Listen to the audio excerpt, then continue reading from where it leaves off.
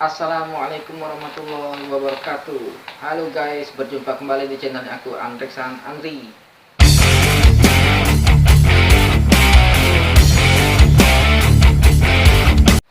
Oke, kali ini aku ada konten terbaru lagi ya guys. Jadi konten yang kali ini mengenai permasalahan masih di mesin fotokopi, tapi mesin fotokopinya ini yang besar nih, high speed ya.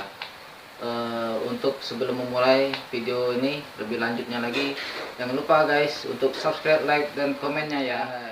Sering kan bagi teman-teman yang mengalami mesin fotokopinya itu hasilnya itu kabur, sudah ganti-ganti alat, sudah ganti-ganti spare part, masih juga tetap masih sama kondisinya, belum ada perubahan.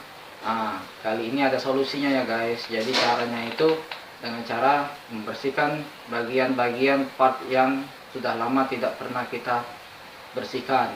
Contohnya itu pada developing, coba dites developing sama drumnya, terutama di drumnya ya guys. Biasanya itu drumnya itu kalau nggak dipoles dia jadinya kabur juga, bisa berpengaruh kepada hasilnya. Untuk itu ada langkah-langkah cara dan solusinya seperti ini ya guys.